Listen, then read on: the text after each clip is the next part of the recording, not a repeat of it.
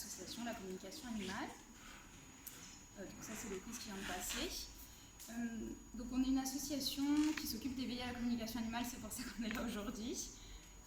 Qui a déjà entendu parler ou qui fait déjà de la communication animale? On va commencer comme ça. Ok, donc vous êtes déjà 3, 4, 5. Ok, qui n'a jamais entendu parler, ne sait pas du tout ce que c'est? Non, c'est bon, ok. Je vais vous montrer une petite vidéo qui a été faite par Pratik Pazier. C'est un Indien qui fait partie de notre association. Et en fait, on est en train de faire un film documentaire pour présenter ce que c'est. Donc je vais juste vous montrer une petite vidéo de 3 minutes qui présente l'association. Ah oui, du coup, il y a pourquoi le son?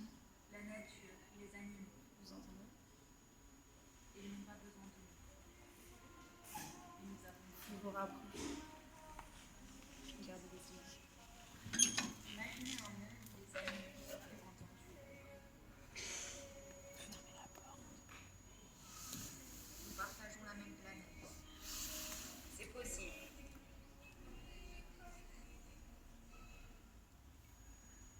Nous pouvons le faire.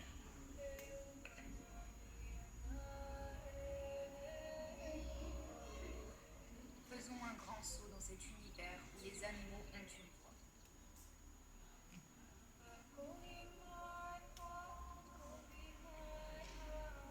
La communication animale, la communication intuitive, la télépathie, c'est la même chose.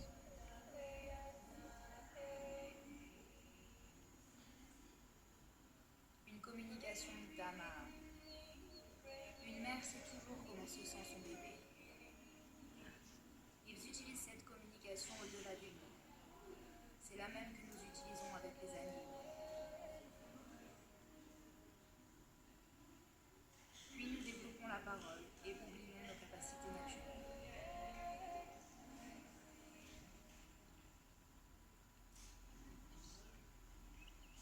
Nous utilisons naturellement ce langage pour envoyer et recevoir des informations à travers nos 6 sens. Les animaux ne nous jugent pas, n'analysent pas. Ils sont la sagesse, ils ne sont que pur amour. Nous pouvons communiquer avec notre compagnon animal pour savoir comment il se sent, ce dont il a besoin.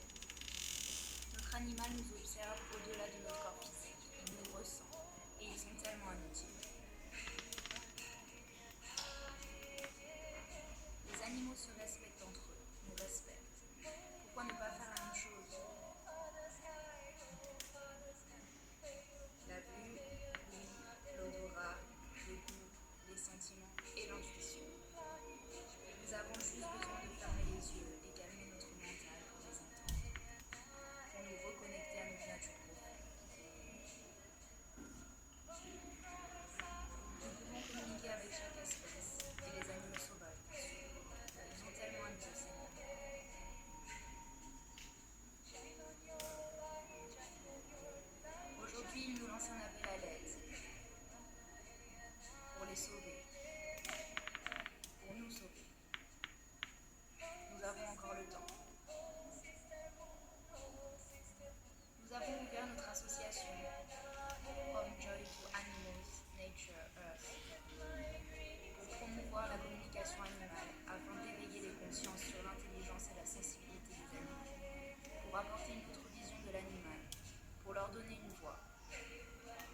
Ils ont aussi leur mot à dire sur notre planète.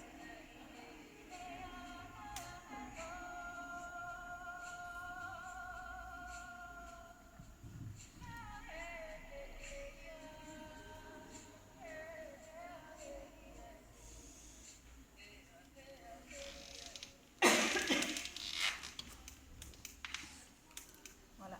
Alors pour la petite histoire, moi j'ai aussi fait un stage d'initiation à la communication animale. J'ai commencé comme ça à communiquer et j'ai travaillé pendant 1 an avec une communicatrice. Et une fois que j'ai eu fini, une fois que j'ai eu fait cette année-là, j'ai trouvé ça super intéressant de communiquer avec tous les animaux domestiques, mais je me suis posé beaucoup de questions sur les animaux sauvages.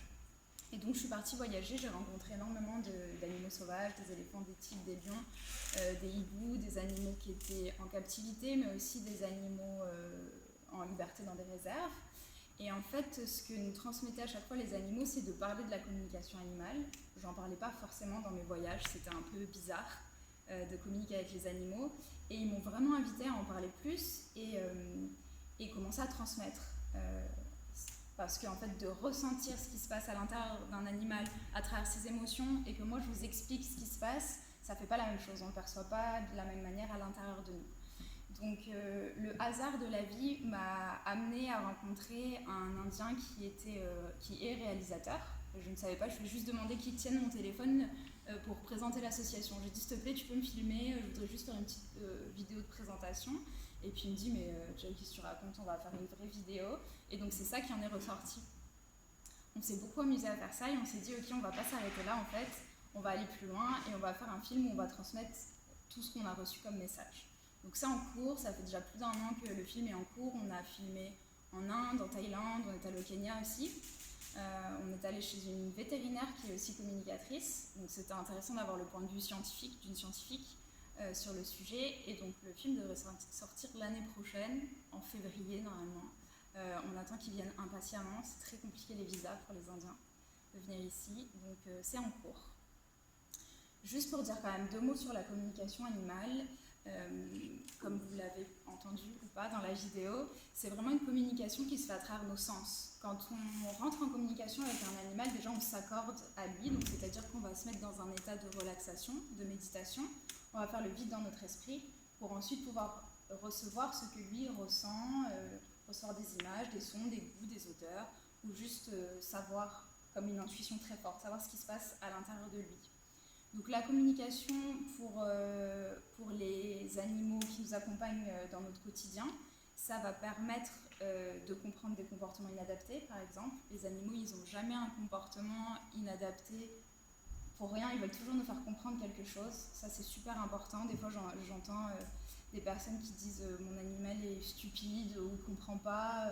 C'est pas du tout ça. Hein, ça va beaucoup plus loin que ça. Il a vraiment des choses à nous partager parce qu'il a complètement accès à nos émotions. D'où les petites questions du quiz, je voulais savoir un peu qui avait conscience de ce qui se passait dans la tête de nos petits animaux. Cette communication, elle est complètement naturelle, c'est quelque chose qu'on a en nous, qui est vraiment inné. C'est une communication qu'on utilisait quand on était bébé. C'est comme ça qu'on communiquait à notre maman nos besoins primaires. Et ensuite, on a commencé à parler et on s'est rendu compte que nos mots avaient beaucoup plus d'impact que ce qu'on lui envoyait par la pensée. Donc petit à petit, on se coupe. C'est pour ça que je dis vraiment que c'est quelque chose qui est pour tout le monde en fait. Tout le monde peut communiquer avec les animaux parce qu'on a tous ce moyen de communication. Je fais toujours un petit rappel. C'est pas parce qu'on fait de la communication qu'on va faire des diagnostics vétérinaires ou qu'on va éduquer comme ça. On a besoin de toutes les autres formations. Alors là, on a besoin d'un vétérinaire, d'un éducateur. Ça va accompagner, mais ça remplace rien de tout ça. Super important. Et pareil, avec la communication, on ne va pas imposer des choses à un animal. On a déjà eu des personnes qui nous ont demandé de demander aux chiens qu'ils dorment la journée quand ils partaient, ça ne marche pas. De manger quand on leur disait mais si vous n'avez pas faim, ça ne marche pas, on ne peut rien leur imposer, bien sûr, ils ont leur libre arbitre. Pareil, si on fait une communication que l'animal nous demande quelque chose de bien précis qui est très important et pour l'humain et pour l'animal, si on ne le fait pas, il ne va pas changer son comportement derrière. Donc c'est un miracle cette communication, mais ça ne fait pas des miracles dans ce sens-là. On respecte bien sûr les animaux. Donc les petites questions que j'ai posées, donc j'ai été très surprise en fait des réponses qu'il y a eu, je vais vous dire. Il y a une 20aine de personnes qui ont participé en ligne, parce que le quiz était en ligne. Pour ceux qui sont passés sur le stand, je l'ai dit. Alors, la première question, c'était votre animal vous comprend-il lorsque vous lui parlez ? Donc il y a 60% des gens qui ont dit oui, mais il y en a quand même 40 qui ont dit pas toujours. Alors, c'est vrai qu'en général, on comprend ce que notre animal veut nous dire sur des besoins basiques, on va dire, voilà, un chien qui a besoin de sortir, qui a faim, etc. Mais des fois, on peut avoir des chiens qui s'assoient devant nous et qui nous regardent en mode « Ok, je veux te transmettre quelque chose, mais je ne comprends pas ». Donc là, c'est vraiment là qu'on va utiliser, bien sûr, la communication. Des petits... Ah, il y a des petits qui nous accompagnent, des petits oiseaux.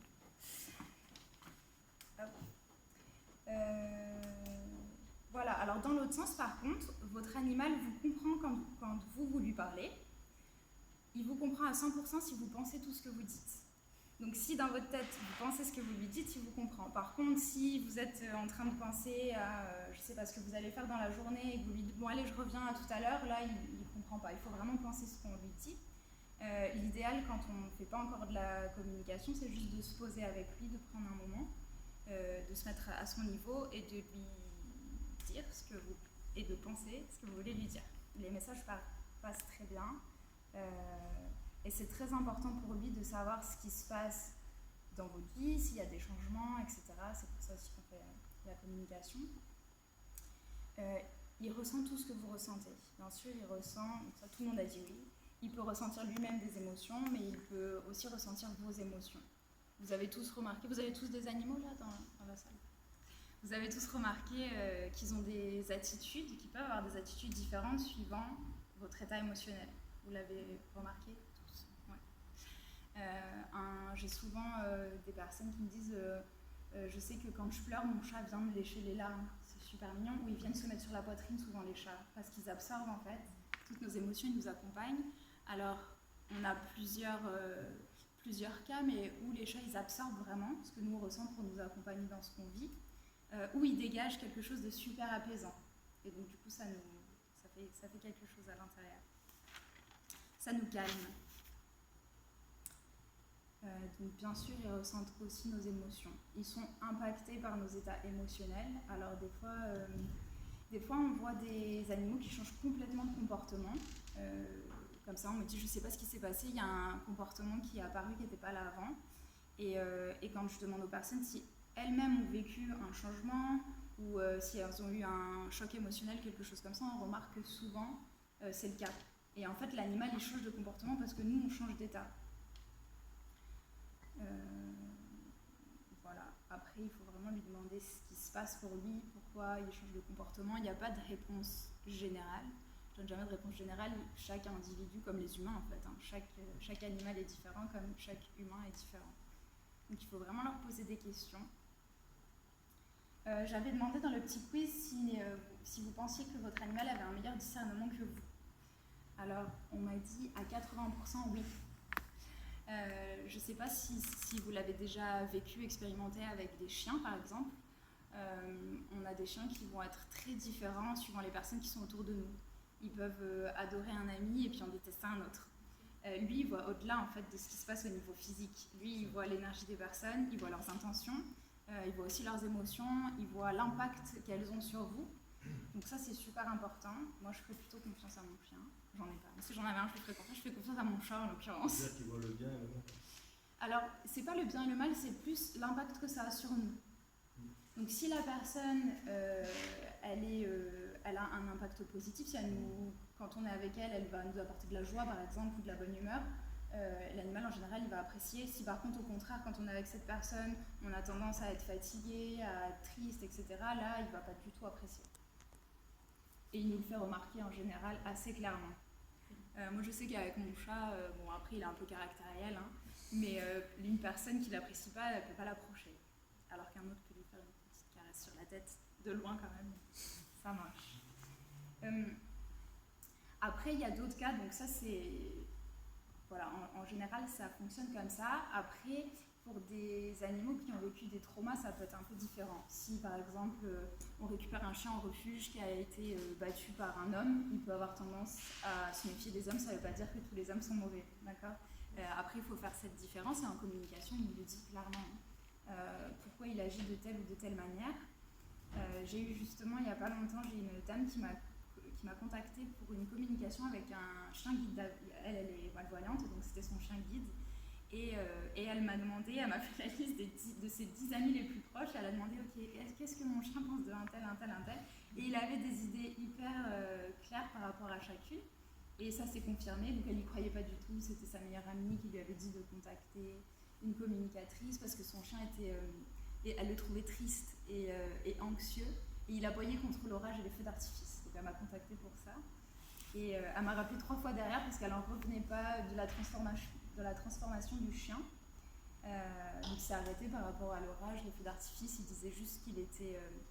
que c'était les bruits qui lui faisaient peur, donc une fois que je lui ai expliqué ce que c'était, il s'est calmé par rapport à ça.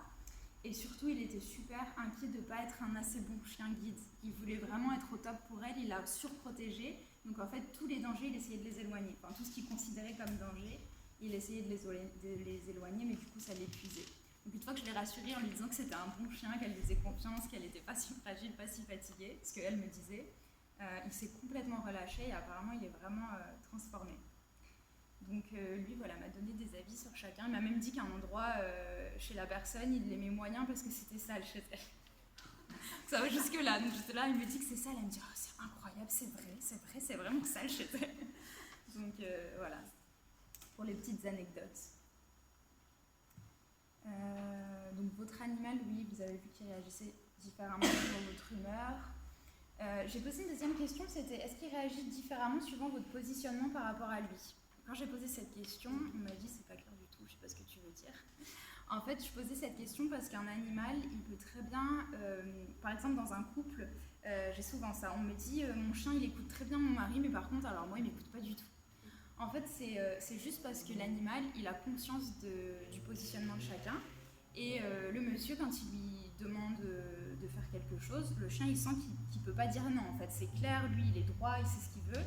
Par contre, la dame, s'il se met un petit peu à hocher la tête, lui faire une léchouille, elle, c'est bon, elle craque complet. Donc du coup, le chien, il sait qu'il n'est pas obligé de faire ce qu'elle lui demande et donc il en joue. Mais en réalité, derrière ça, ça va beaucoup plus loin et en général, ce qu'ils veulent nous faire remarquer comme ça, c'est qu'on a peut-être un problème à se positionner. Donc ça ne va pas être uniquement par rapport au chien, mais ça va être dans notre vie en général. Et quand on creuse ce genre de situation en communication, il nous explique qu'en fait, dans sa vie, elle se fait manger un peu de tous les côtés, qu'elle est ultra fatiguée, que dans son travail, elle se fait marcher dessus, que le soir, elle rentre trop tard parce qu'elle ne sait pas dire non, et qu'il y a toute une histoire de positionnement derrière. Donc lui, le chien, en faisant ça, il veut mettre en avant un comportement qui semble pas juste pour elle, en fait, et qui n'est pas bon pour elle. Donc ils font jamais les choses pour rien. Qu'est-ce que j'ai eu d'autre ? J'ai eu un chat qui n'était pas propre dans sa maison suite à un déménagement. Et en fait, il me disait qu'il y avait trop de monde dans la nouvelle maison où ils avaient emménagé. Il y avait trop de monde dans la maison, il y avait trop de passages, trop de personnes qui n'étaient pas forcément bienveillantes pour l'humaine de ce chat. Et en fait, elle me disait qu'elle avait déménagé pour se rapprocher de sa famille et pour s'occuper de ses frères et sœurs, mais qu'en fait, il lui mangeait toute son énergie et qu'elle n'avait plus de temps du tout pour elle. Donc le chat voyait que c'était pas quelque chose de juste non plus pour elle, donc il mettait en lumière ça en n'étant pas propre. Les chats qui vont plus dans leur litière, c'est qu'il y a un problème, hein. Enfin, c'est qu'ils veulent vous faire voir qu'il y a quelque chose qui ne va pas. Donc c'est pareil, c'est pas pour vous embêter, hein. C'est jamais pour nous embêter qu'ils font ça. Après, quand on communique, il trouve un autre moyen. Aujourd'hui, quand mon chat il a un truc à me dire, il vient, il se pose là, il me regarde droit dans les yeux, avec un regard dur, en mode ça fait trop longtemps que tu n'as pas communiqué avec moi, maintenant j'ai des choses à dire. Donc je vous demandais dans le petit quiz si vous pensiez qu'ils étaient sages, qu'ils avaient de la sagesse. Donc tout le monde a dit oui. Et je demandais est-ce qu'ils en ont plus que vous, donc ça a été mitigé. Il y a eu un maximum de réponses pour oui quand même, mais il y en a quelques-uns qui ont dit non, pas plus que nous. En fait, ça dépend. Enfin, nos animaux ont beaucoup de sagesse, ça c'est sûr. Moi, j'aurais tendance à dire plus que nous, quand même, à 98%. Ils voient bien au-delà de ce que nous, on peut voir, en fait.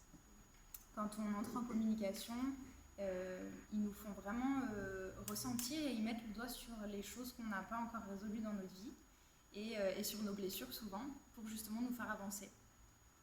Donc c'est pour ça que j'ai appelé aussi cette conférence Nos animaux, nos enseignants, parce qu'en fait, ils ont énormément de choses à nous enseigner.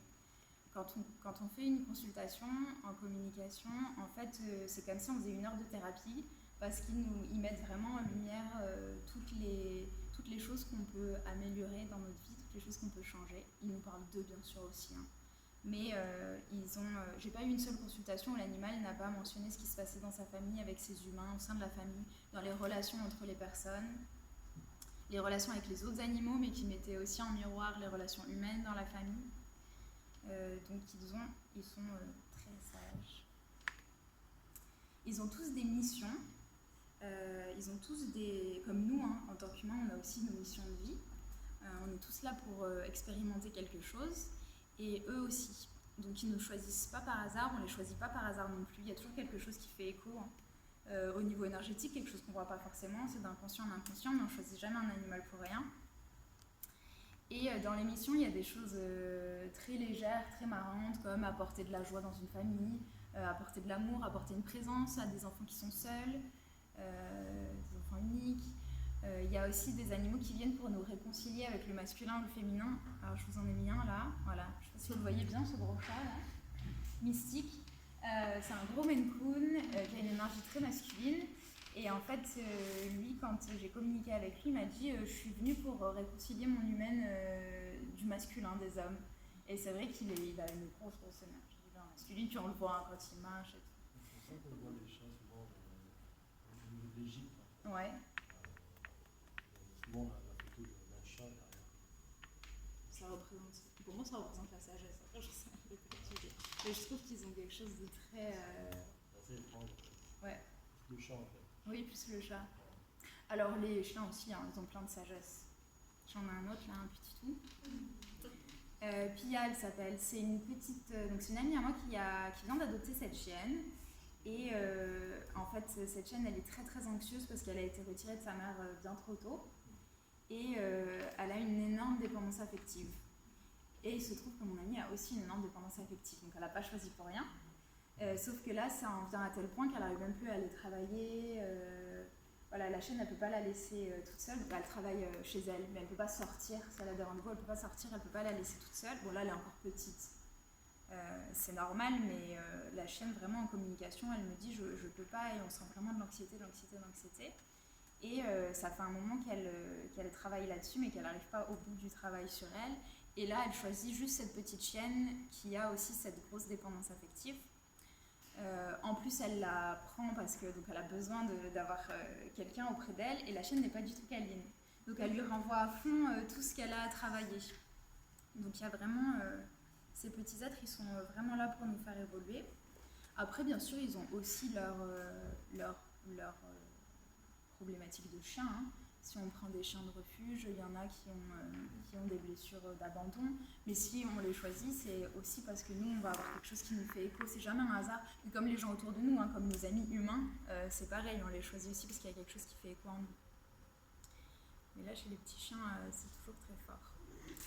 Donc ça, c'est pour ce qui est de nos animaux qui nous accompagnent au quotidien. Donc quand on communique avec eux, voilà, on a vraiment accès à tout ce qui se passe dans leur petite tête.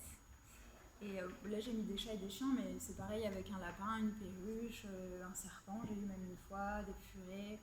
Tous les animaux, hein, ça fonctionne exactement de la même manière. C'est une communication qui se fait d'âme à âme, d'esprit à esprit, donc il n'y a pas de... Et est-ce que vous arrivez à savoir comment ils voient par rapport à nous?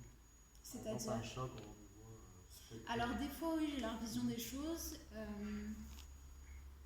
Oui, on voit. Alors en communication, quand on communique, qu'on se met dans cet état-là et qu'on a des images, parce que tout le monde ne reçoit pas forcément des images en communication, on voit à leur niveau. Alors par exemple, il y a des gros chiens qui se sentent tout petits. Donc là, ils vont nous faire voir comment eux voient les choses autour d'eux. On avait eu comme ça un gros Saint-Bernard, et c'est vrai, il se cognait partout en fait. Lui se voyait petit. Pareil, j'ai eu un chihuahua qui se croyait super grand. Donc là, oui, ils vont nous montrer quand il y a quelque chose à comprendre.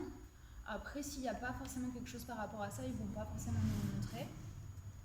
En fait, quand on rentre en communication avec un animal, au début, on porte attention à comment on reçoit les informations. Ça peut être des images, ça peut être des émotions, ça peut être des odeurs, des goûts, ça peut être des mots. Et ensuite, une fois qu'on pratique plus, on ne fait plus attention à comment on reçoit les informations. Mais donc c'est pour ça que je dis, après, je ne sais pas si j'ai eu d'autres visions d'animaux, mais je sais que quand c'est quelque chose d'impactant pour eux, là oui, ils me font voir à travers leurs yeux. C'était ça. Voilà. Je regarde si je vous ai tout dit. Est-ce que vous avez des questions par rapport aux animaux, à vos compagnons animaux? En fait, moi, ma chienne, je l'ai, mais on a offert, je n'ai pas choisi. Ok. Parce que du coup, quand même, elle a pu être choisie par rapport à moi. Oui, bien sûr. Il n'y a pas de hasard. Non, des fois, ils trouvent des moyens un peu biaisés pour arriver jusqu'à nous, mais Ouais. Ils nous choisissent. Même quand c'est par ce biais-là, c'est quand même eux qui nous choisissent. Quand ils communiquent, c'est plutôt sur les choses récentes, ou ça peut aussi être des choses depuis des années qu'ils ont essayé de dire, donc on a pas compris, par exemple. Alors, en fait, ça dépend. Les animaux vivent toujours dans le moment présent. Ah oui, c'est pour ça. Donc, eux, ils vont nous parler de leur quotidien. Par contre, s'il y a eu un trauma par rapport à quelque chose, là, ils vont nous en parler. Là, ils vont nous ramener dans le passé, ils peuvent nous montrer des images, nous montrer des émotions. Mais c'est plus pour faire sortir le trauma et le digérer qu'autre chose. Après, si on leur pose des questions loin dans le temps, ils ne vont même pas nous répondre. S'il n'y a pas eu un choc. Donc non, en général, ils nous parlent du moment présent. C'est par rapport à... C'est vous qui m'aviez demandé, vous vouliez savoir ce qui s'était passé. Oui, on a un chien d'un refuge, on ne sait pas ce qui s'est passé. Pour elle, on ne connaît pas son histoire. Mais ça date il y a du temps.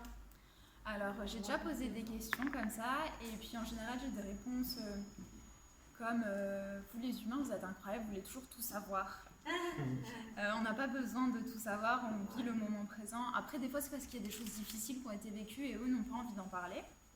Mais ça veut dire que, eux le gèrent en fait, ils n'ont pas envie forcément d'en parler.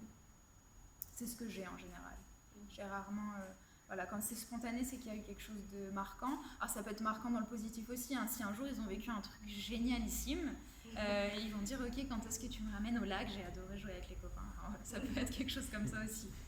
Mais en général, c'est vraiment des moments marquants. On pourra toujours lui demander s'il veut en parler. Et surtout quand c'est des choses difficiles, on évite de les remettre dans de la tristesse ou de l'anxiété ou des émotions qui ne sont pas forcément sympathiques.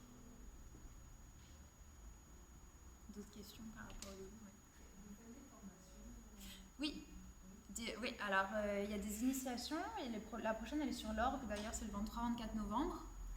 Les initiations en fait c'est sur 2 jours. Donc la première journée je vous explique bien comment ça fonctionne. Ensuite on fait des petits exercices de méditation, de relaxation pour savoir comment nous on fonctionne, comment on va recevoir les informations. Et ensuite dans l'après-midi vous faites votre première communication sur photo au début parce que c'est beaucoup plus facile. Si on a un animal dans la pièce avec nous, on va avoir envie de le toucher, de le caresser, de jouer, ou alors on va vouloir avoir un œil sur lui, donc on n'arrive pas du tout à rester dans cet état. C'est pour ça qu'on fait sur photo, et vous communiquez avec les animaux des autres stagiaires, et les autres stagiaires communiqueront avec votre animal, parce qu'au début c'est pareil, on peut se dire oui mais c'est mon animal donc je sais qu'il est comme ça. Alors que si vous communiquez avec un animal que vous n'avez jamais vu, vous ne pouvez pas inventer. Donc c'est là que vous prenez confiance. La communication c'est super facile. Ce qui est le plus difficile, c'est de prendre confiance en soi. Donc c'est pour ça qu'on commence comme ça. Et ensuite, la deuxième journée, c'est de l'approfondissement. On voit différentes techniques, savoir ce qui vous convient le mieux, ce qui est le plus facile pour vous. Et vous repartez avec toutes les clés pour communiquer. Ensuite, j'ai un groupe où vous pouvez pratiquer entre vous, groupe Facebook. Et puis on fait des journées régulières maintenant régulières. Avant c'était un peu régulier, maintenant c'est régulier. C'est 250 les 2 jours. Et justement, donc il y a toute une partie qui est reversée à l'association. Et avec notre association, on a des partenariats dans certains refuges, plutôt dans le 06 avec la SPACA de Vence, ceux qui sont du 06. Et on accompagne les animaux là-bas dans les refuges, donc suivant les cas, pour leur expliquer qu'ils ne vont pas revoir par exemple leur famille, parce qu'il y a des chiens qui sont abandonnés et qui attendent pendant des années que la famille revienne les récupérer. Ils ont pas, comme c'était trop difficile, ils n'ont pas compris forcément. Donc ils restent bloqués là-dessus et puis ils peuvent rester des années dans le refuge en fait, parce qu'au niveau énergétique il y a comme un blocage, ils sont rarement adoptés. Donc après avec la communication on leur explique et en général ça fonctionne assez bien. On avait fait quelques animaux aussi à Flyos, à l'espèce Flyos, et il y avait 2 chiens, ça faisait très longtemps qu'ils étaient là et je crois que le premier après 2 semaines de communication il a été adopté, le deuxième ça a été un peu plus long, peut-être 1 mois après les communications il a été adopté aussi, alors que ça faisait 5-6 ans qu'ils étaient là. Donc je pense que ça ouvre une nouvelle porte en fait. Et puis juste de les écouter, il y a déjà quelque chose qui guérit, parce qu'il y en a pour certains ils n'ont jamais été écoutés, ils ont perdu confiance, donc c'est pareil avec la communication, on peut leur redonner confiance. On en a fait régulièrement des communications, mais ça les a vraiment aidés. Donc en fait, ce serait bien au niveau Ouais, ça serait super. Ouais. Alors après, bah justement, j'en reviens. C'est bien, c'est une super transition. En C'est fait, une idée qui me fait comme ça. ouais. Donc pendant, ce que je disais, pendant mes voyages, j'ai communiqué avec beaucoup d'animaux sauvages et en fait, ils se moquent un peu de nous.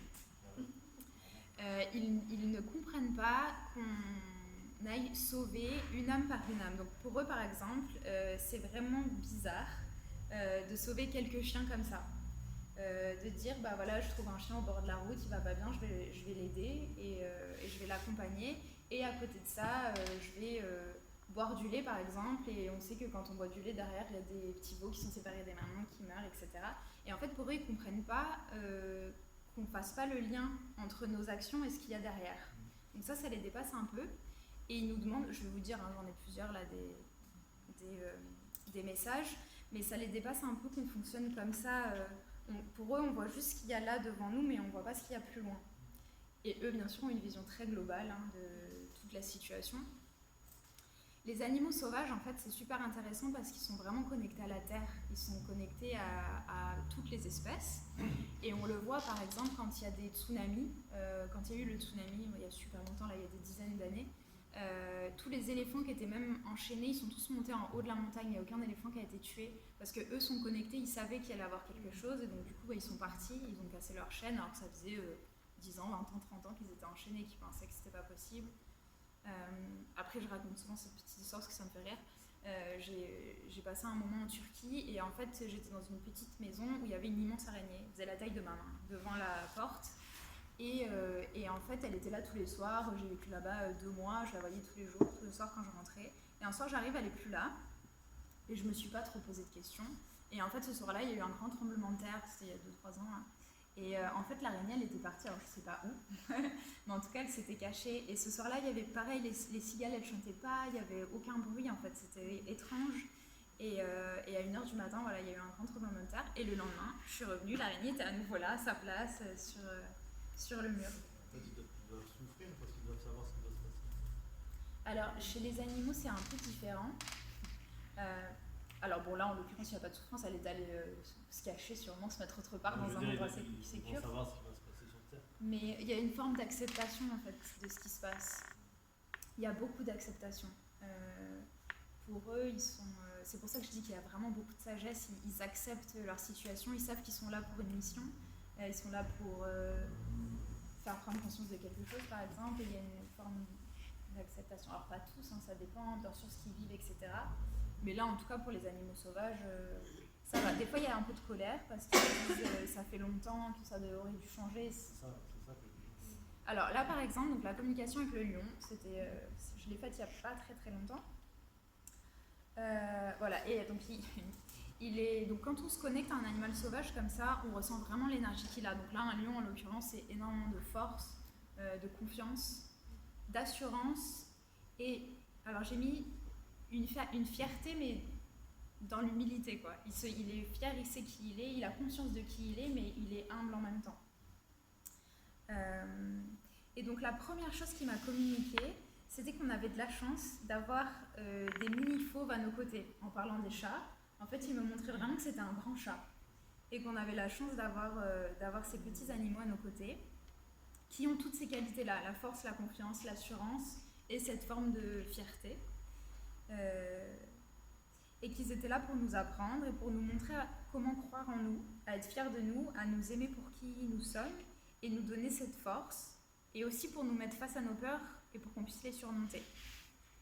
Parce qu'il me disait que rien n'avançait dans la peur et que c'était vraiment une énergie dans laquelle on était souvent, nous les humains. La peur, c'était vraiment ce qui nous bloquait partout, tout le temps, et que c'était une énergie qui revenait et que lui, il n'avait pas du tout... il n'y avait pas du tout cette énergie-là, cette émotion-là chez lui.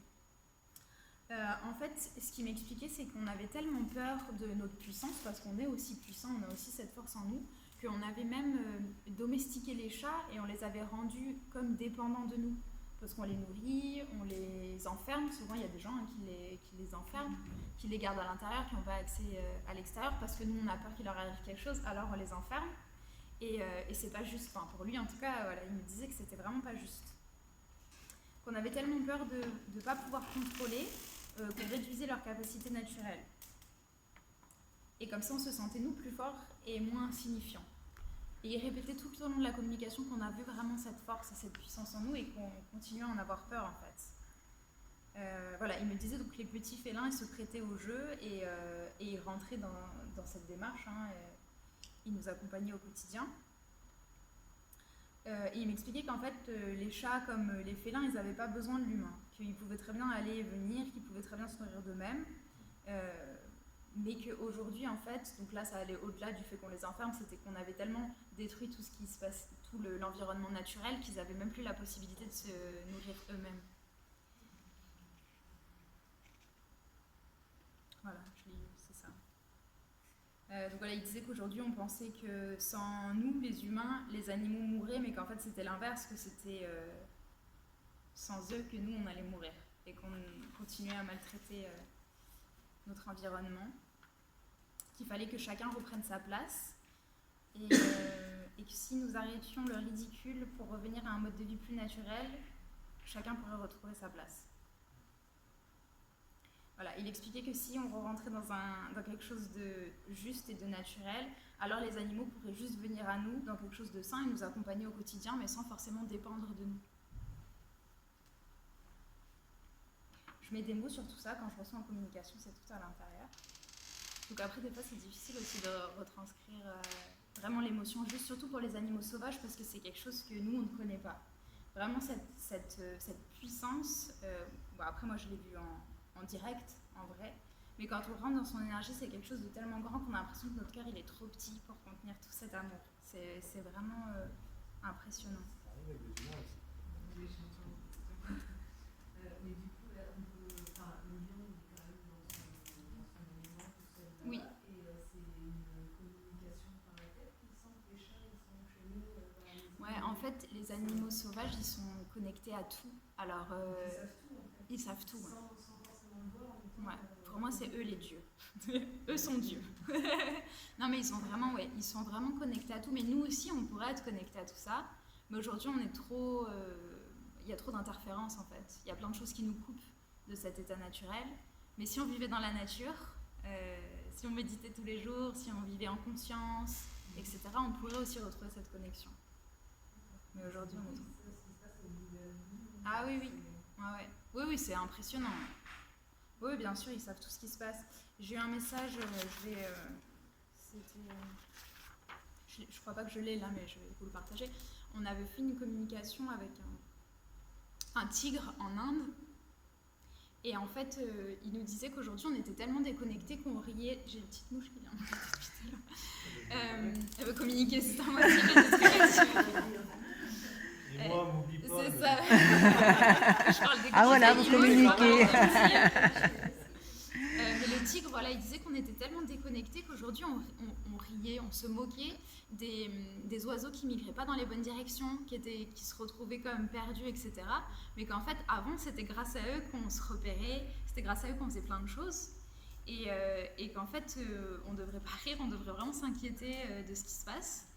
Et lui, il m'avait aussi communiqué qu'il sentait l'impact de la pollution, alors c'était en Inde en plus, mais qu'il avait du mal à respirer correctement. Et il me demandait comment tu fais toi pour arriver à respirer. Alors moi j'avais mon truc sur la tête en plus, là, et en plus il était dans une réserve, donc ça veut dire qu'il était quand même avec des arbres autour. Mais c'est vrai qu'il nous disait voilà, de se reconnecter à l'intérieur en fait, de plus être influencé par ce qui se passe à l'extérieur, mais de vraiment se reconnecter à l'intérieur, de suivre ce qu'on semble être juste pour nous, et qu'on était souvent influencé par des choses extérieures et qu'on ne suivait pas forcément notre instinct. Et en fait, ce tigre, on a fait plusieurs communications avec lui, dans les groupes avancés, après dans les stages avancés, on communique avec les animaux sauvages, et je pense que c'était l'année dernière, il nous a demandé d'arrêter de venir communiquer avec lui tant que rien ne changeait. Tant qu'il n'y avait pas de changement qui était fait, il ne voulait plus communiquer. Donc on a arrêté la communication avec lui, mais c'était fort, c'était super fort comme message. Et comme il dit, je crois que c'était les orques ou des baleines qui nous avaient dit, qui m'avaient dit, j'avais communiqué avec eux, ils m'avaient dit, au lieu de uniquement transmettre les messages, fais communiquer les gens avec les animaux, parce que quand on le ressent à l'intérieur, c'est autre chose. Ils voulaient vraiment que chacun ressente ce qui se passe chez eux. Ouais. C'est vrai, c'est fort. Hein. Quand on commence à apprendre à communiquer on peut savoir que c'est pas juste que j'ai envie d'entendre, mais que c'est vraiment un message que je reçois. C'est une question qui revient souvent. En fait, vous allez le voir pendant le stage, vous sortez des choses que vous ne pouvez pas inventer. Alors, il y a des gens qui visitent des maisons, qui vont dire « Ah bah tu vois, j'ai vu à travers les yeux de ton animal que ton salon était comme ci, comme ça, t'as du bois partout, le canapé est rouge, la litière est sous les toilettes. » Voilà, il y a des gens qui ont vraiment des images claires, et là, t'inventes pas. Quand la personne elle te dit « Oui, c'est comme ça chez moi », il y en a qui se montrent les photos pendant les stages. « Regarde, mon salon est comme ça, et c'est vraiment ce qu'ils ont vu en communication. Après, ils peuvent décrire les relations qu'il y a entre les personnes de la famille. Donc c'est pareil, en fait, quand tu as la personne en face qui te dit « Bah oui, ça se passe exactement comme ça », tu sais que tu es dans le juste. Après, bon, moi je supervise toutes les communications, mais c'est pareil, on va me dire comment tu sais que tu n'inventes pas. Après, au bout d'un moment, on sait que c'est ça, on sait que c'est juste. Mais au début, bien sûr, on se demande est-ce que c'est l'imagination. Mais quand il y a des choses vraiment très très précises, on ne peut pas inventer en fait. Et c'est pour ça que les animaux sauvages, je ne les fais pas faire tout de suite. J'attends le stage avancé parce que déjà, il faut que chacun prenne confiance, qu'il ait conscience qu'il y a vraiment une communication. Le comportement des animaux change aussi. Ça, c'est vraiment ce qu'il y a de plus bluffant. Il y en a plein, c'est rare que les animaux ne changent pas après une communication. Il y a toujours... alors, à moins qu'il aille très bien, hein, il n'y a rien qui va changer. Mais quand il y a des petites choses, en fait, ils ont vraiment un comportement différent. Et une fois qu'on a communiqué une fois avec eux, ils savent qu'ils peuvent communiquer, donc ils vont faire un signe quoi, pour dire j'ai des trucs à dire, écoute-moi. Mais c'est une question qui revient très fréquemment. Je te pose toujours la question. Donc ouais. Mais c'est ça, c'est prendre confiance en fait. Et se faire confiance. Se faire confiance et se dire moi aussi je peux faire ça, moi aussi je peux faire ce truc fou quoi. Parce que c'est vraiment quelque chose qu'on a naturellement et qu'on a toujours fait. Hein. C'est la même chose quand vous pensez à quelqu'un et cette personne elle vous appelle. Ça c'est de la communication. Et en fait c'est la même chose avec les animaux, sauf qu'on va en prendre conscience. J'ai même eu une expérience comme ça avec un petit humain. Justement mon ami Pratique c'est son prénom, qui est en Inde. Quand on est parti filmer les éléphants, on s'est retrouvé dans un canyon. Et donc lui aussi fait de la communication et je lui avais expliqué comment ça fonctionnait, etc. Et en fait on est partis chacun d'un côté et j'ai commencé à méditer, j'ai pas vu le temps passer et j'étais donc dans cet état de méditation et je l'ai vu dans ma tête arriver et me dire mais Joy t'es où? Je suis super inquiet, je suis à la moto, attends-moi à la moto. Et je me suis dit c'est tellement fou d'avoir reçu ça que j'ai dû l'inventer. Donc j'ai commencé à marcher sur le retour et en fait quand je l'ai retrouvé il était pas blanc parce qu'il était typé mais il était livide et il m'a dit tu m'as entendu, je t'ai parlé, j'ai fait comme tu m'as dit, je t'ai envoyé l'information, attends-moi à la moto, etc. Donc en fait, dès qu'on est deux personnes sont dans cet état-là, on peut communiquer et envoyer des informations. Le truc, c'est que les animaux, ils y sont tout le temps dans cet état de communication. Donc on peut tout le temps s'échanger des informations comme ça. Bah, la société, c'est super dangereux. On n'utilise plus les téléphones après si on fait ça. Et puis on réfléchit avec notre cœur, il y a tout qui change, donc c'est vraiment la société qui nous met dans des cadres. Lisez, il y a un livre super, que moi j'ai adoré en tout cas, de Laurent Gounel, Le philosophe qui n'était pas sage. En fait, il explique ça, on part d'une tribu qui est complètement connectée à la Terre, qui ont un mode de communication comme celui-ci, et en fait, comment on en arrive à la société d'aujourd'hui. Et c'est vraiment... en tout cas, moi j'ai trouvé que c'était très parlant sur ce qui se passe aujourd'hui. Ok. Donc voilà. Après, ouais, on a communiqué avec une girafe au Kenya, donc c'est super intéressant. C'est un autre message. Où, voilà, par exemple, cette girafe, je ne l'ai pas faite en direct quand j'étais au Kenya, je l'ai fait ensuite sur photo, la communication. Donc j'étais dans mon quotidien, j'étais derrière mon ordinateur toute la journée, je me suis dit ok, je vais communiquer avec la girafe. Donc je me suis posée à un moment. Et en fait, ce qui se passe, c'est que les animaux sauvages, ils ont une énergie qui est encore plus élevée que ceux des animaux domestiques, donc il faut encore un plus grand temps de méditation, on va dire, pour arriver à leur niveau. Je pense qu'eux descendent un peu leur niveau pour qu'on arrive à s'accorder. Et la première chose qu'elle m'a demandé, c'est de rester un moment juste de baigner dans son énergie pour ensuite pouvoir communiquer. Et ensuite, elle m'a expliqué que nous, les humains, on court toujours après le temps, on veut toujours que tout aille vite. On n'a aucune patience, on veut les choses maintenant, là, tout de suite. Et que ça crée énormément d'anxiété en fait dans nos vies. Voilà, elle me disait donc qu'on était super dur avec nous-mêmes. Elle se demandait comment on pouvait avancer en étant aussi dur et méchant en fait avec nous-mêmes. Parce qu'on se croit jamais capable de... on pense pense qu'on n'est jamais assez bien pour. Il y a vraiment quelque chose de très fort comme ça chez l'humain. Elle trouvait qu'on avait beaucoup de colère, beaucoup d'attentes, beaucoup de vide, beaucoup de manque, beaucoup de besoins qui sont en réalité pas nécessaires pour vivre. Et c'était vraiment un questionnement, une incompréhension en fait de l'espèce humaine. Elle disait qu'on commençait notre vie sur une base erronée et qu'on pensait que l'amour se méritait, alors que l'amour était dans tout ce qu'on avait autour de nous. Et qu'on pouvait ressentir de l'amour juste en regardant une plante, en regardant un animal, en regardant un minéral, que toute la terre ne faisait que donner de l'amour et qu'elle reprenait jamais rien, qu'elle nous nourrissait, parce qu'en réalité, on peut se nourrir, on ne devrait pas avoir à faire quoi que ce soit pour se nourrir, la terre elle le donnait, qu'elle nous rechargeait, qu'elle nous donnait de la chaleur, du froid, qu'elle s'adaptait à nos dérèglements et qu'elle demandait rien en retour. Et que nous, on l'écoutait pas du tout, qu'on faisait rien en fait pour lui rendre ce qu'elle nous apportait. Elle disait qu'autrefois, les humains faisaient des choses pour remercier la terre et que eux, les animaux, font toujours quelque chose pour remercier la terre.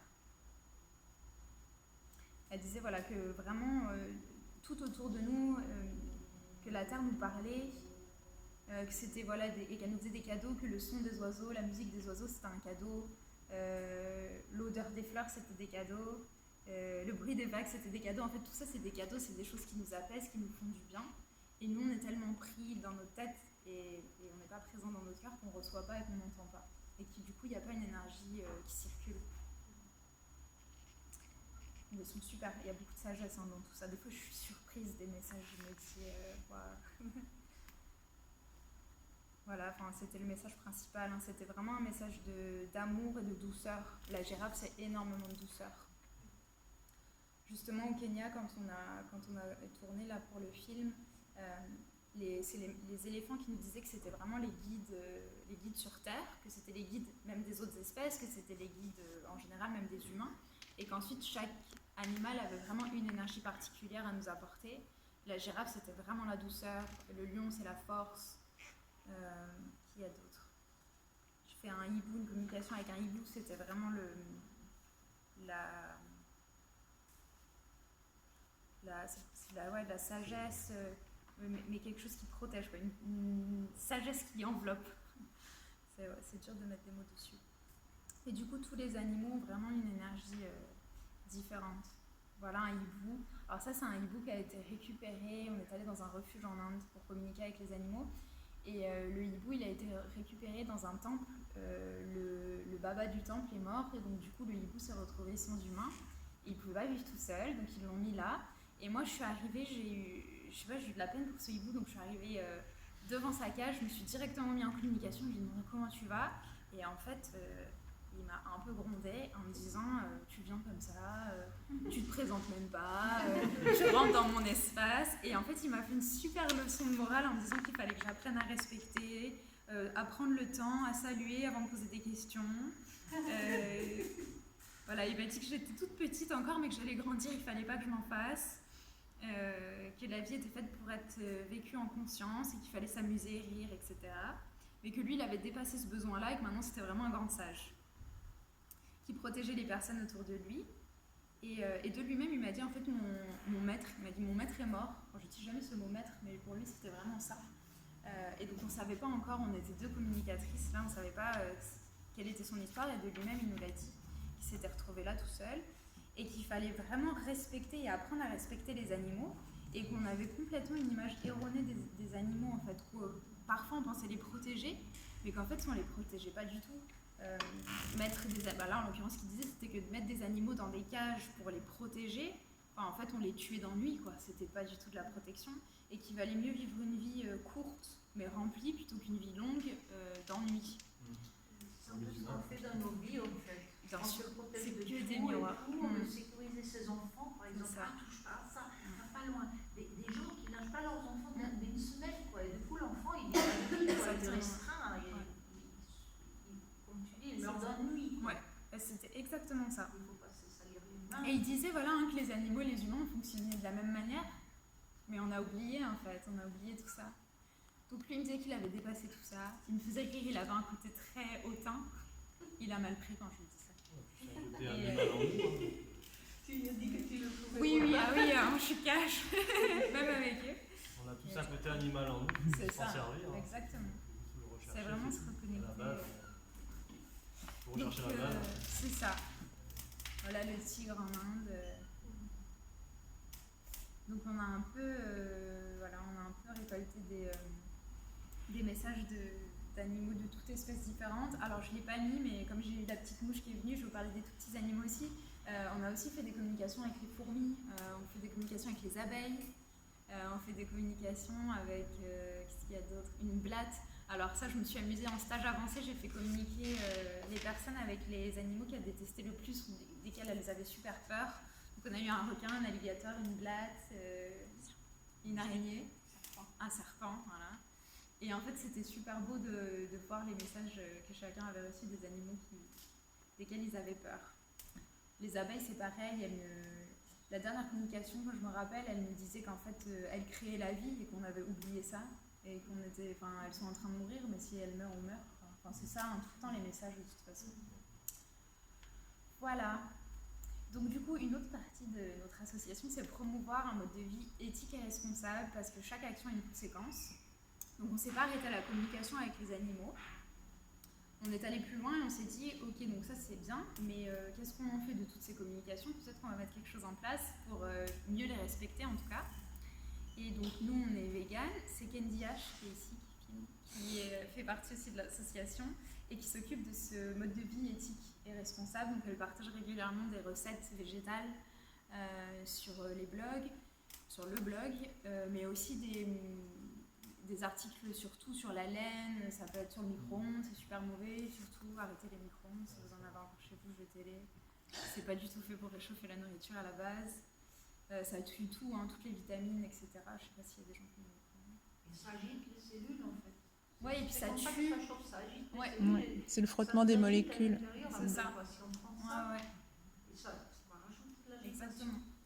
Donc voilà, et ce qu'on invite chaque personne à faire, c'est de vivre plus en conscience et de prendre conscience de nos actions en fait. Des choses toutes bêtes, mais on va acheter des produits où il n'y a pas écrit non testé sur les animaux. Ça veut dire que derrière, il y a des gens qui ont testé sur des animaux. Même les gens qui fument, alors chacun fait ce qu'il veut. Il y a des gens qui fument, prenez des cigarettes non testées sur les animaux parce qu'il y a des petits beagles qui sont enfermés toute la journée à respirer la fumée de cigarette pour être sûr qu'on attrape le cancer. Enfin voilà. Non mais c'est vrai, on va acheter du lait, derrière il y a des petits veaux qui ont été tués, séparés de leur mère, etc.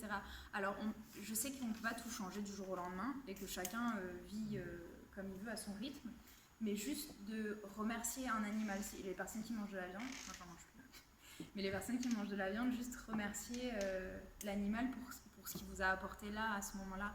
Juste voilà, faire des petites choses plus en conscience. Arrêter la viande c'est mieux, mais si vous ne pouvez pas, faites au moins ça, parce que c'est un petit geste et c'est important aussi. Je pense que les premiers humains, ils ne devaient pas manger de viande. Non, Non. on n'est pas fait pour ça. Hein. Les premiers, c'était des cueilleurs. Donc c'est pour ça qu'on explique aussi pourquoi c'est mauvais pour la santé. Hein. En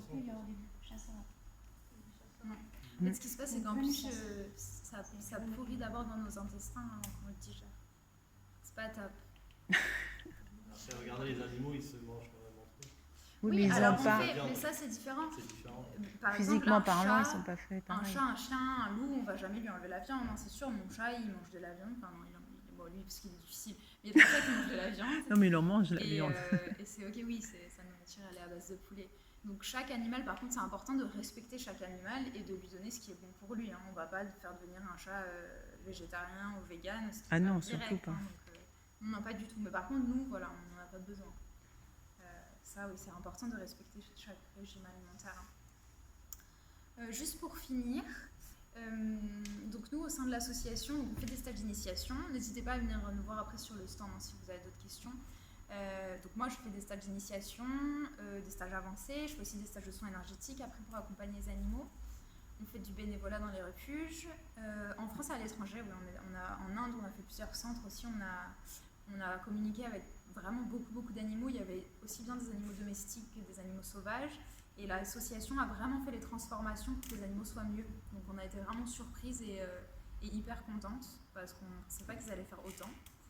On fait des communications et des soins pour les animaux en captivité. parce qu'ils en ont besoin, parce qu'ils sont fermés toute la journée, et que quand on leur permet une ouverture comme ça, un moment de communication, ça les libère et ils nous remercient. Donc c'est parfois difficile, mais ça leur fait du bien. Et donc on promeut un mode de vie éthique et responsable. Vous avez toutes les infos sur le site et sur la page Facebook. Je mets beaucoup de choses sur Facebook, c'est un bon moyen de communication. Vous pouvez nous soutenir si vous adhérez à la cause. Là, notre plus grand projet, c'est vraiment le film documentaire qu'on est en train de faire pour transmettre un maximum les messages des animaux sauvages. Mais voilà, si vous faites des dons, ça va aussi permettre à plus de partenariats avec des refuges, à accompagner plus d'animaux, on peut payer plus de déplacements, etc. Et en plus, si vous adhérez, vous avez des bénéfices chez nos partenaires. Donc, je sais pas si. Donc, Jessica Lopez dos Santos, c'est celle qui est avec moi sur le stand. Elle est ostéopathe pour les animaux et les humains. Souvent, elle fait les deux, parce qu'en général, quand il y a un truc chez l'animal, il est aussi chez l'humain, même en ostéo. Le centre Camille, c'est un centre de formation. Elle fait des formations autour de l'animal et c'est vraiment super. C'est de la thérapie animale. Ça va d'une mini base d'éducation, c'est pas pour devenir éducateur, mais pour avoir des bases. Éducation, il y a un atelier de communication et après un grand panel sur le comportement de l'animal et aussi de l'éthologie. Enfin voilà, c'est vraiment une formation moi qui me semble intéressante. Et ensuite, on a Cindy qui est esthéticienne et qui utilise que des produits donc non testés sur les animaux, des produits bio. Et qui dit non à la captivité sur la photo style. Voilà, c'est fini. Merci beaucoup à tous. Si vous avez des questions, n'hésitez pas, on a encore quelques minutes. On va les prendre, je pense qu'on est les derniers de toute façon.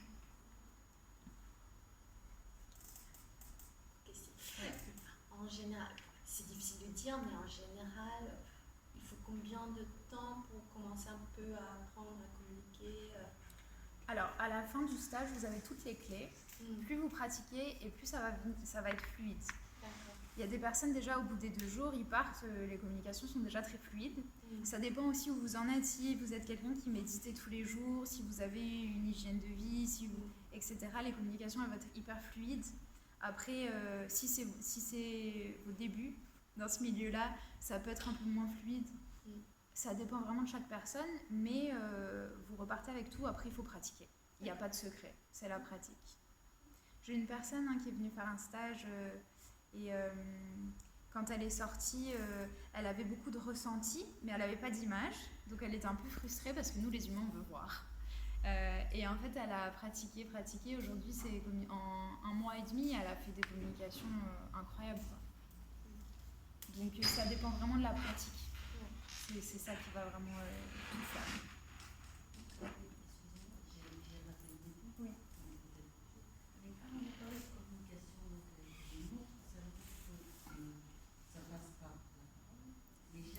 Non, en fait, alors ça peut. C'est pas une étude pour comportement, voilà, c'est plus la pensée. En fait, pour communiquer, on va être dans un état de relaxation, de méditation en mode alpha. Et dans cet état-là, on va pouvoir faire le vide dans notre esprit pour recevoir ce que l'animal nous envoie. Donc on fait juste une petite méditation et ensuite, je vous propose plusieurs techniques. Vous allez faire une technique qui va vous permettre de recevoir des images, des sons, des goûts, des odeurs, des sensations, l'instinct. En fait, ça dépend de vous comment vous fonctionnez. Mais c'est par la pensée. Ouais.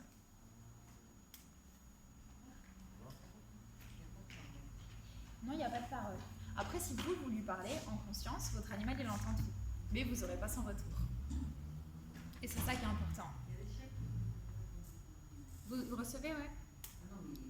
Ah oui, qui aboie, ouais. Ouais. On les entend. Oui. Les petits. Ouais. Bah oui, moi, mon chat, je rentre, je lui parle, il miaule. Oui, je sais qu'il a faim, etc. Mais... Oui, avec les yeux. Ils sont hyper expressifs. Ouais. Bien sûr. Et des fois, j'en ai, ils se moquent dans les consultations. Je me connecte à elle, ils me disent ah, enfin, parce que là, vraiment, elle comprend rien, il faut faire quelque chose. Voilà. Après, j'en ai d'autres qui me disent ah bon, je viens parler, mais elle comprend tout, tout va bien, tu sais, on a une bonne communication. Elle sait très bien ce qui va pas. Alors après, je transmets. Des fois, ils se plaignent de la nourriture. Oui, non, bah, là, vraiment, c'est n'importe quoi, les croquettes. Mais elle le sait, hein, mais elle me donne rien d'autre. Alors j'attends. Alors j'explique les comportements qu'ils me disent. Et puis on me dit, ouais, c'est complètement ça. Oui, oui, je sais qu'elle veut du thon, mais je peux pas lui donner tout le temps du thon. Donc, ouais. Mais ils ont beaucoup d'humour, les animaux. Hein. En fait, je dis, ils ont beaucoup de sagesse, mais ils se moquent aussi beaucoup de nous, hein, vraiment.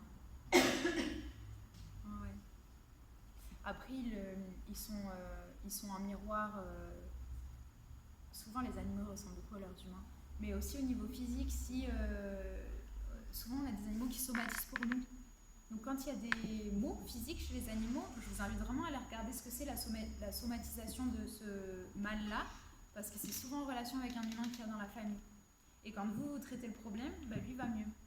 Il y a un vétérinaire qui a écrit un livre là-dessus. Oui. Olivier Gandrier. Voilà. Ouais. Et souvent, si on a les animaux qui ont toujours les mêmes maladies, on prend un animal, il meurt d'un truc, et puis on en reprend un autre, il remeurt du même truc, etc. Et ben, c'est qu'il y a quelque chose, nous, on a quelque chose à comprendre derrière ça. Il n'y a pas de hasard, en fait. Il n'y a qu'une seule chose où là, bon, c'est vraiment quelque chose de physique, il y a un gros problème d'alimentation chez les animaux. Hein. Les croquettes, c'est très mauvais, ça les tue, ça c'est clair. Les croquettes, les animaux ne mangent pas de la nourriture sèche dans la nature. On n'a jamais vu des croquettes qui se baladaient sur pied. Les animaux ont besoin de nourriture humide.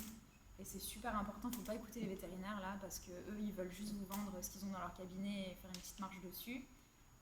Ça dépend lesquels. Ça dépend lesquels. Mais il faut vraiment faire attention à la nourriture, parce qu'ils ne sont vraiment pas faits pour manger des croquettes, et ils s'en plaignent de plus en plus. Et souvent, les problèmes de reins, c'est quand même souvent lié à ça. Ou estomac, intestin, tout le système digestif, il y a quand même beaucoup de Et le problèmes liés à la comportement. nourriture.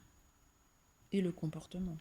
Ça rend des animaux Oui, hyperactifs. oui, et le comportement ou des allergies. Hein. Il y a des animaux, on ne sait pas ce qu'ils ont, on a fait tous les tests, etc. Et en fait, c'est la nourriture qui fait qu'ils ont des plaques ou voilà, de l'hyperactivité chez les chiens. On change de l'alimentation, ça change direct. Pareil pour nous. Hein. C'est pareil pour nous. Mais chez eux, voilà, c'est bien de bien les nourrir. Pour faire une séance, on vous envoie une photo, vous voulez sur place ou on amène Alors les l'animal deux. Pour les sceptiques, ils aiment bien que je vienne à domicile parce qu'à distance, ça leur paraît un peu trop fou. Mais sinon, je fais principalement de la distance. Moi, donc, vous m'envoyez toutes les informations, photos de l'animal, nom, etc. Et ensuite, moi, je fais la communication juste avant on fixe un rendez-vous téléphonique, pardon. Je fais la communication juste avant de vous appeler. Je vous fais le compte-rendu de tout ce qui m'a été dit par votre animal. Et ensuite, en direct au téléphone, on fait les questions-réponses. Si lui y a des questions, si vous en avez, on discute, on met des choses en place si besoin. On s'arrange, on fait des compromis. On déplace des choses dans la maison, des fois. Et voilà, à distance. Sinon, à domicile. Moi, je suis sur Brune-sur-Argent, donc ça dépend où est-ce que vous êtes. C'est 60 € la séance à distance et 80 à domicile, plus frais de déplacement si vous êtes vraiment loin. Mais ça marche exactement de la même manière. Les deux, distance, présence, c'est pareil. D'autres questions? Okay. Merci à tous d'être venus. C'est un plaisir de partager. Si vous voulez des petites cartes, j'en avais.